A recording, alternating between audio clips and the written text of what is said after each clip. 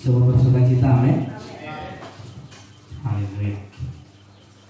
Bapak Ibu, kita masih sampai sekarang masih terus merasakan dampak daripada masalah global yang terjadi saat ini. Gereja-gereja di dunia, terkhusus di negara kita Indonesia, terkena dampak daripada COVID-19. Bukan hanya di kota-kota besar, bukan hanya di ibu kota negara kita, negara Republik Indonesia, atau di provinsi-provinsi besar, tetapi sampai ke daerah-daerah terpencil mengalami dampak daripada masalah global yang terjadi saat ini. Bapak Ibu, ada efek ya, salah satunya seperti sekarang ini, di mana khususnya gereja dihimbau untuk mengadakan ibadah di rumah masing-masing atau ibadah online. Bapak Ibu, tentu hal ini mengundang berbagai reaksi daripada hamba-hamba Tuhan. Tentu ada yang setuju ibadah online dan ada juga yang tidak setuju. Dipastikan seluruh hamba-hamba Tuhan menyatakan pemahamannya, menyatakan reaksinya tentang masalah ini, tentang ibadah online, yang membuat seluruh jemaat bingung jadinya. Pendeta mana yang mau saya ikuti? Pendeta yang satu, hamba Tuhan yang satu mengatakan tetap beriman. Hamba Tuhan yang satu lagi tetap mengikuti himbauan supaya kita beribadah di rumah masing-masing. Dan dua dari statement ini, pernyataan ini membuat seluruh umat, khususnya gereja-gereja, jemaat bingung. Maka hari ini untuk menyikapi ini, untuk menyikapi apa yang terjadi saat ini, saya menyarankan Bapak Ibu, saya menyarankan kepada jemaat Tuhan yang ada di sini, jangan pernah menelan khotbah secara mentah-mentah dari siapapun itu, baik dari saya ataupun dari hamba-hamba Tuhan yang lain. Sebab Alkitab menyatakan uji dulu sesuai dengan apa yang firman Tuhan katakan. Mari kita lihat Bapak Ibu,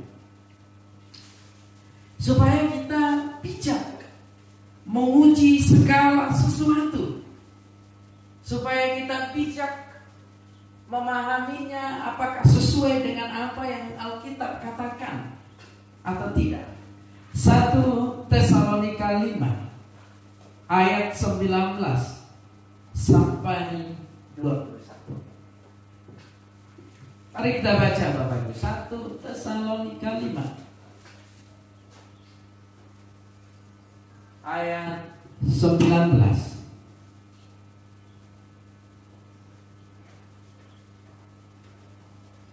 Janganlah padamkan roh.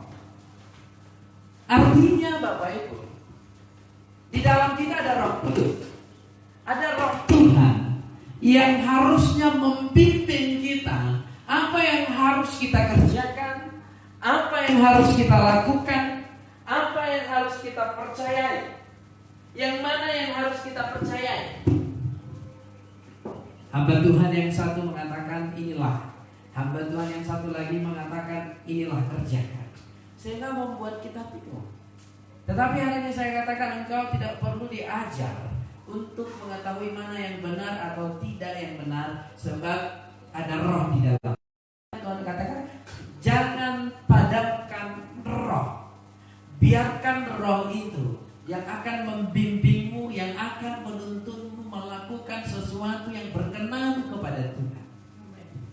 Amin. Tidak usah cari ayat-ayat Alkitab yang menurutmu. Jadi banyak, ada orang terbalik seperti ini. Terbaliknya, biasanya membaca atau mendengar firman Tuhan dan melakukan, itu yang benar. Tapi zaman sekarang terbalik, melakukan dulu baru cari firman Tuhan yang mendukung apa yang dia lakukan. Nah, ini terbalik. Jangan pernah lakukan itu. Cari tindakan-tindakan, kerjakan sesuatu lalu cari ayat pendukung. Itu salah. Yang benar, nyatakan, baca firman Tuhan, praktekkan. Itu yang benar. Jangan dibalik. Jadi dikatakan di sini, jangan padamkan roh yang ada di dalam. Jadi ketika engkau mendengar khotbah, akan ada sesuatu yang mengajarimu, yang membimbingmu. Kalau engkau mengandalkan roh. Tapi kalau engkau mengandalkan hati dan pikiranmu, ya, engkau tidak akan bisa menilai sesuatu itu benar atau salah. Contoh nih, contoh. Kalau engkau benci kepada saya, kebenaran apapun yang saya katakan itu akan salah. Karena engkau menilai kebenaran itu bukan berdasarkan roh, tapi berdasarkan pengalamanmu kepada saya. Karena engkau benci kepada saya, lalu apapun yang saya katakan semua salah. Makanya saya katakan jangan pernah lakukan penilaian. Karena engkau mendukung seseorang hamba Tuhan, lalu apapun yang dia katakan semuanya benar. Terserahlah, whatever lah, apapun yang dia bilang. Jangan pernah menilai sesuatu dengan cara seperti itu salah. Tapi nilailah sesuatu dengan cara jangan padamkan roh. Itu huruf besar. Artinya Roh Kudus yang ada di dalam. Amin. Termasuk dari saya. Jangan terlalu mentah-mentah. Ya karena saya ini pendetanya Bapak Ibu, ya udahlah benarlah itu semua. No. Siapa tahu saya lagi marah-marah, lagi emosi, tadinya mempersiapkan khotbah, ujungnya khotbah saya mengarah ke emosi, mengarah ke marah. Ya. Contoh ini yang mau saya katakan. Terus lanjut. Dan janganlah anggap rendah nubuat. Jangan pernah anggap rendah nubuat. Sekarang karena situasi yang terjadi di bangsa kita ini, ketika seseorang bernubuat ada banyak hujatan di bawah, ada banyak pujian di bawah. Itu pasti.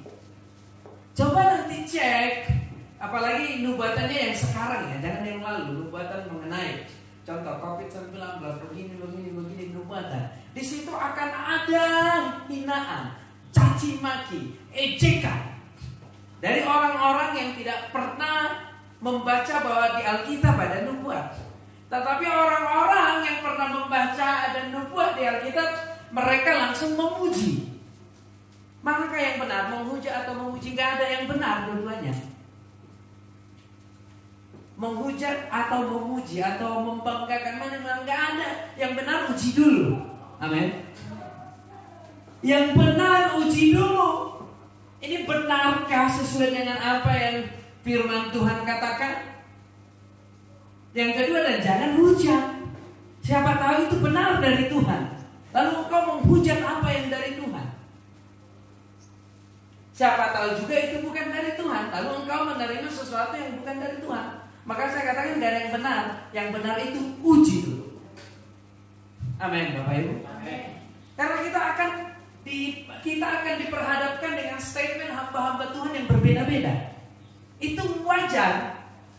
Tanpa memandang denominasi apapun, setiap hamba Tuhan akan mengeluarkan statementnya tentang masalah global yang terjadi saat ini. Mereka akan mengeluarkan pendapat mereka.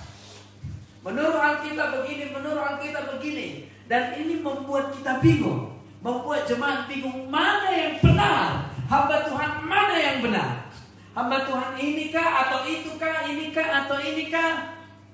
Supaya engkau jangan bingung. Maka saya katakan andalkan roh. Jangan padamkan roh yang ada di dalammu, supaya engkau tidak salah dalam mengambil tindakan. Ini penting Bapak Ibu. Sebentar kita buka, ada nanti khotbah begini. Lalu bentar lagi kita buka khotbah, ada pendapat lagi jauh sekali. Terus mana yang mau kita ikuti? Saya mau mengajar hari ini, makanya gunakan waktu ini, waktu yang sesingkat-singkatnya yang sedang Tuhan berikan kepada kita, bertemu dengan keluarga, berkumpul dengan keluarga, membaca Alkitab. Jangan membuka Facebook, jangan membuka yang lain-lain. Gunakan waktu kita membaca Alkitab sama-sama. Sebab ketika kita menggunakan waktu kita membaca firman Tuhan, kembali ke ayat 19, roh kita tidak akan pernah padam. Amin. Makanya engkau tidak akan pernah gini. Ketika engkau mendengarkan sesuatu yang bertentangan dengan Alkitab, akan roh itu yang mengajari. Oh, itu salah. Yang benar adalah ini. Maka saya katakan buang semua saat ini. Saat ini Bapak Ibu, buang semuanya. Buang semuanya yang berhubungan dengan keinginan-keinginan daging, dan biarlah rohmu, yang Roh Kudus yang di dalammu bekerja. Ini penting. Terus ayat selanjutnya tadi, ayat 21. Supaya kita jangan bingung menghadapi situasi ini. Akan banyak nanti khotbah-khotbah yang bertentangan. Akan banyak. Jadi jangan ikut mengambil bagian di sana. Banyak yang ngirim sama saya video-video, bagaimana pendapat Pak Pendeta, bagus, semua bagus. Kenapa? Karena mereka membacakan isi Alkitab. Semua isi Alkitab. Saya menilainya dari perspektif isi Alkitab, bukan pendapat mereka. Pendapatnya beda-beda. Beda-beda pendapat. Tapi kalau Alkitab nggak pernah beda. Amin. Supaya kita belajar hari ini. Jangan sampai pendapat yang salah mempengaruhi kehidupanmu. Jangan sampai pendapat yang salah mempengaruhi segala sesuatu, dan peganglah yang baik. Ujilah segala sesuatu dan peganglah yang baik. Segala sesuatu termasuk khotbah siapapun, uji. Termasuk khotbah saya, khotbah siapapun, baik pengkhotbah yang sudah mungkin terkenal, yang sudah mungkin banyak subscribernya, yang sudah mungkin banyak pengikutnya, terserah uji. Karena Tuhan yang bilang segala sesuatu. Segala sesuatu uji Bapak Ibu. Jangan biarkan masuk begitu saja. Jangan biarkan membuat pikiranmu dipengaruhi oleh apa yang telah Dia sampaikan. Makanya Tuhan katakan hari ini, jangan padamkan roh. Amin. Haleluya. Ini agak pelan-pelan kita belajar Bapak Ibu.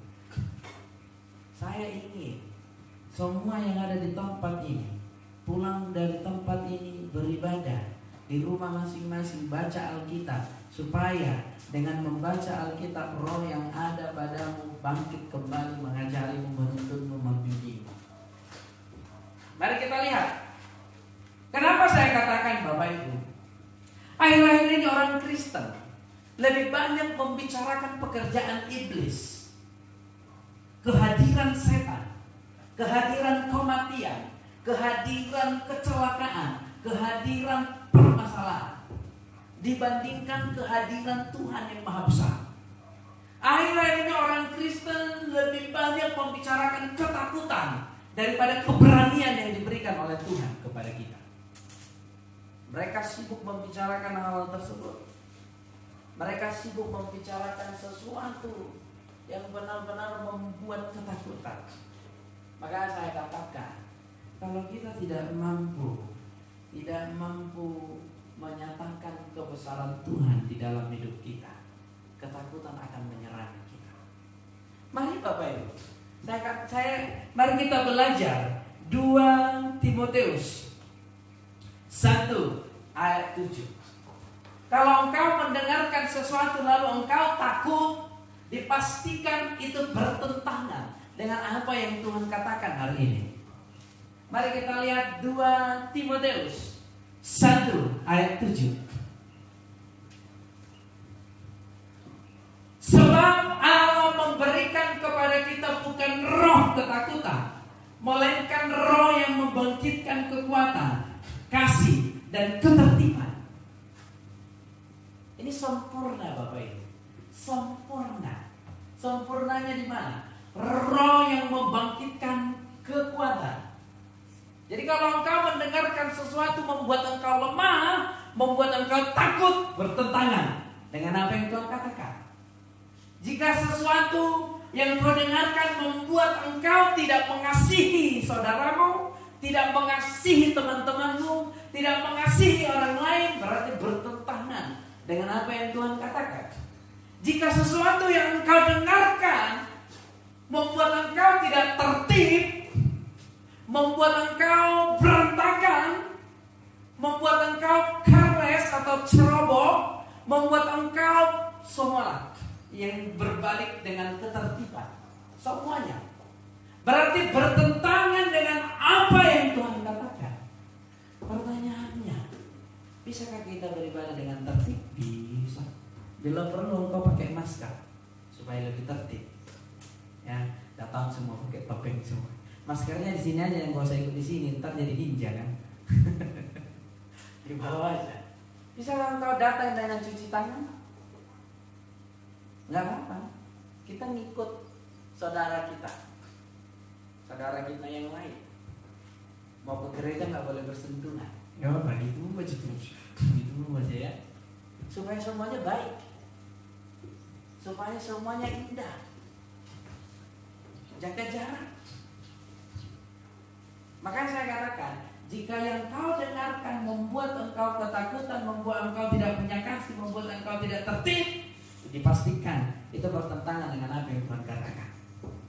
Jadi hari ini kita belajar Bapak Ibu, belajar terus. Makanya gini, engkau bisa dipengaruhi oleh apapun, baik itu yang buruk, yang negatif, apapun itu yang bertentangan dengan firman Tuhan, kalau engkau memadamkan roh yang ada padamu. Kalau engkau memadamkan roh yang ada padamu, engkau bisa dipengaruhi oleh apapun. Tetapi kalau roh yang ada padamu bangkit, melainkan roh yang membangkitkan kekuatan. Kalau roh yang ada padamu terus menyala-nyala, maka engkau tidak bisa dipengaruhi oleh yang negatif, oleh yang buruk. Pertanyaannya bagaimana Pak Pendeta? Perbanyak membaca Alkitab, berbanyak membaca apa yang Tuhan nyatakan. Banyak orang-orang menyatakan seperti ini, bahwa yang terjadi di bangsa kita, bahkan di beberapa negara, adalah pekerjaan Tuhan. Buktinya apa mereka menyatakan dia? Buktinya mereka menyamakan dengan tulah. Tulah kan yang buat Tuhan. Tulah ke-10 kan yang buat Tuhan. Lalu mereka menyatakan membuat persamaan dengan tulah. Berarti seolah-olah wabah ini Tuhan yang buat. Seolah-olah kejadian ini Tuhan yang buat. Ini pemahaman yang terbalik Bapak Ibu. Kenapa saya katakan terbalik? Gak mungkin Tuhan yang buat. Kemarin sudah saya sampaikan, dulu ia memang Tuhan melakukan sesuatu yang membunuh orang-orang yang berdosa. Tetapi sekarang di zaman Yesus, dikasih Yesus, orang-orang berdosa tidak lagi dia bunuh, tetapi dia tunggu supaya datang berbalik. Ini bedanya Bapak Ibu. Ini bedanya. Supaya kita jangan salah paham. Ya. Wabah ini bukan dari Tuhan, titik. Nanti baca Yakobus 1 ayat 13. Allah tidak mencobai siapapun. Sebab pencobaan itu telah dicurahkan kepada Yesus Kristus. Ini yang harus kita pelajari. Ya. Jadi hari ini Tuhan katakan, Bapak Ibu, lawanlah iblis. Mari kita lihat dalam Yakobus 4 ayat 7. Lawan iblis, maka ia akan lari daripadamu. Yakobus 4 ayat 7 sama-sama. Karena itu tunduklah kepada Allah dan lawanlah iblis, maka ia akan lari daripada. Banyak zaman sekarang orang-orang membicarakan peperangan rohani, benar. Peperangan rohani, benar itu benar. secara dunia roh, peperangan rohani. Tapi jangan pernah lebih banyak membicarakan iblisnya daripada membicarakan Tuhan. Jangan lebih banyak membicarakan pekerjaan setan daripada pekerjaan Tuhan. Jangan lebih banyak membicarakan kehadiran setan, kehadiran iblis daripada kehadiran Tuhan. Ini yang membuat rohmu down. Ini yang membuat rohmu gak bangkit. Ini yang membuat rohmu gak jalan menuntunmu, membimbingmu. Banyak orang berpikir seperti ini. Dengan melawan iblis, semuanya selesai. Itu pekerjaan yang nomor 2. Seharusnya yang kita lakukan adalah tunduklah kepada Allah. Itu kata kuncinya. Jangan sibuk membicarakan peperangan, terus peperangan, tapi nggak tunduk kepada Allah. Engkau berperang kepada iblis, belum tentu engkau tunduk kepada Allah. Tetapi ketika engkau tunduk kepada Allah, engkau sedang memerangi iblis. Amin. Amin. Amin. Terus saya selanjutnya supaya kita jangan bingung hari ini. Jadi stop membicarakan kehadiran setan, stop membicarakan pekerjaan iblis, tapi bicarakanlah kemurahan Tuhan, kebesaran Tuhan, keagungan Tuhan di mana-mana. Haleluya. Kita mau belajar hal ini supaya bangsa kita ini aman dan tentram. Mendekatlah kepada Allah dan Dia akan mendekat kepadamu. Tahirkanlah tanganmu, hai kamu orang-orang berdosa, dan sucikanlah hatimu, hai kamu yang mendua hati. Bapak Ibu, hari ini tahirkanlah hati. Sorry, ayat 7 kita mundur. Ayat tadi Yakobus 4 ayat 8 tadi. Oke, pas. Lihat Bapak Ibu, kenapa kita harus sibuk membicarakan kebesaran Tuhan? Kenapa kita harus sibuk membicarakan kehadiran Tuhan daripada kehadiran setan? Makanya kalau engkau sibuk membicarakan pekerjaan setan di dalam teman-temanmu, pekerjaan setan di dalam anggota keluargamu, pekerjaan setan di dalam kehidupan rumah tanggamu, setan akan terus berkuasa di sana. Tetapi ketika engkau terus membicarakan pekerjaan Tuhan, kebesaran Tuhan, kemurahan Tuhan, maka Tuhan akan bernaung di sana. Ini yang harus kita ingat selalu. Kenapa Bapak Ibu? Mari kita lihat bahwa di perjanjian lama peperangan selalu dimenangkan oleh bangsa Israel hanya dengan menceritakan kebesaran Tuhan. Tembok Jeriko runtuh hanya karena menceritakan kebesaran Tuhan. Mereka mengelilinginya sambil bernyanyi, sebab Tuhan baik, bahwasanya untuk selamanya, kasih setianya selamanya. Mereka bisa merobohkannya hanya dengan menceritakan kebesaran Tuhan. Engkau juga bisa mengalahkan kuasa daripada kegelapan hanya dengan menceritakan kebesaran Tuhan. Amin. Ujilah, uji rohmu Bapak Ibu. Mari kita lihat salah satu contoh bahwa kuasa Tuhan diceritakan sehingga kemenangan terjadi dalam 2 Tawarik 20 ayat 21. Mari kita lihat 2 Tawarik 20 ayat 21. Setelah ia berunding, ini Yosafat Bapak Ibu, dengan rakyat, ia mengangkat orang-orang yang akan menyanyi nyanyian untuk Tuhan, menyatakan kebesaran Tuhan. Jadi kalau lebih banyak engkau menceritakan pekerjaan setan daripada menceritakan pekerjaan Tuhan, hati-hati. Ya, hati-hati.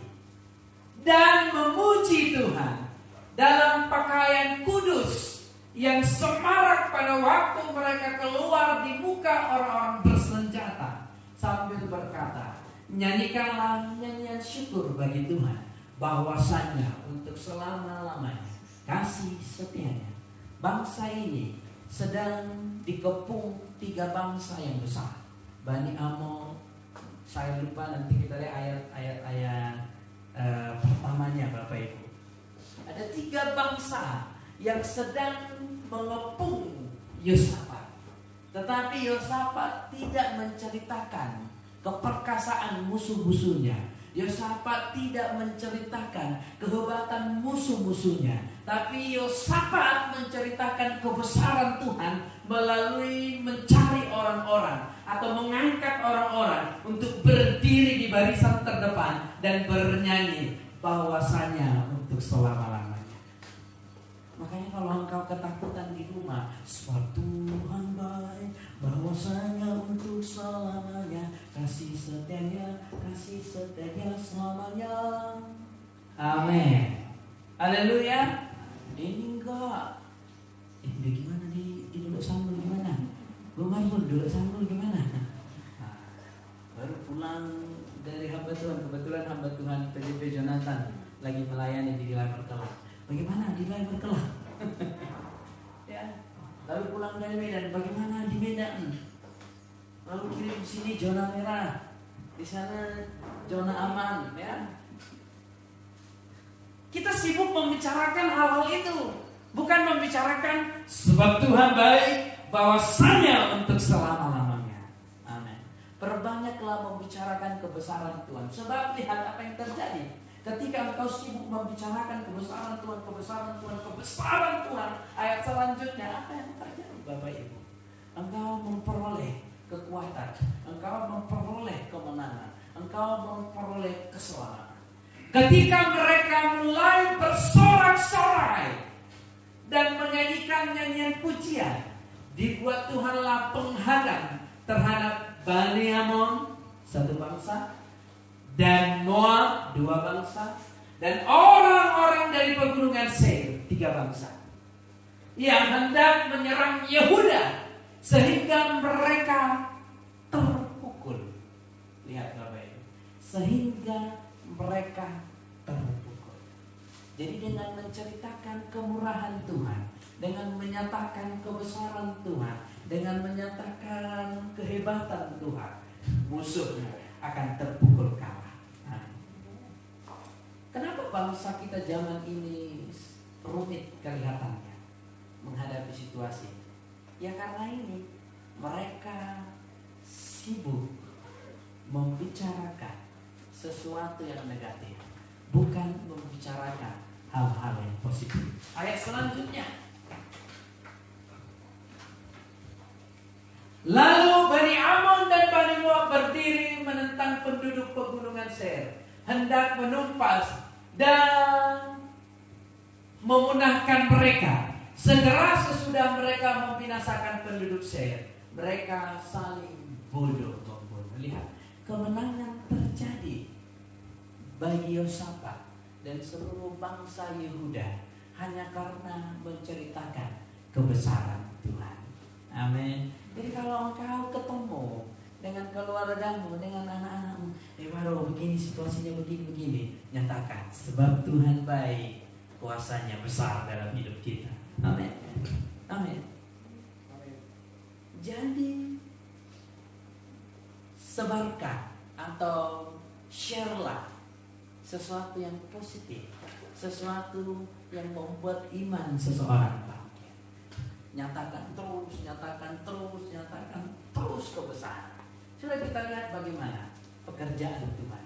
Banyak peperangan dimenangkan oleh orang Israel hanya dengan menyatakan kebesaran Tuhan tanpa berperang. Mari kita lihat ayat terakhir, Mazmur 68 ayat 1 sampai 3. Mari kita baca sama-sama dengan suara yang nyaring supaya kita memberitakan kebesaran Tuhan, menyatakan kebesaran Tuhan supaya kemenangan terjadi di dalam kehidupan kita. Sama-sama. Untuk pemimpin biduan, Mazmur Daud, nyanyian Allah bangkit, maka terserahlah musuh-musuhnya. Orang-orang yang membenci dia melarikan diri dari hadapannya. Amin. Allah bangkit, bersoraklah. Jadi Bapak Ibu, Ketika kita menceritakan kebesaran Tuhan, menceritakan kemurahan Tuhan, menceritakan pekerjaannya yang dahsyat, menceritakan kematiannya di kayu salib, mengalahkan semua yang terjadi di dunia ini, maka terimalah kemenangan. Haleluya. Semua bersuka cita, amin. Maka ujilah apa yang engkau dengarkan. Jangan sampai yang kau dengarkan membuatmu takut, yang kau dengarkan membuatmu lemah, yang kau dengarkan membuatmu gemetar. Haleluya. Mari pemain bersedia kita angkat pujian ini, sebab Tuhan baik, bahwasanya untuk selama-lamanya. Ini harus kita terus. Jadi kampanyekan, kalau bahasa dari kampanyekan kebesaran Tuhan. Amin. Nyatakan kebesaran Tuhan. Ceritakan kemurahan Tuhan bagi setiap orang. Jangan ceritakan ketakutan, jangan ceritakan kecemasan, jangan ceritakan hal-hal yang lain selain kebesaran Tuhan. Dengan menceritakan kebesaran Tuhan, maka Tuhan berkuasa atas seluruh bangsa kita. Amin. Berkuasa atas kota kita, kota Sidikalang. Haleluya. Mari angkat tanganmu sama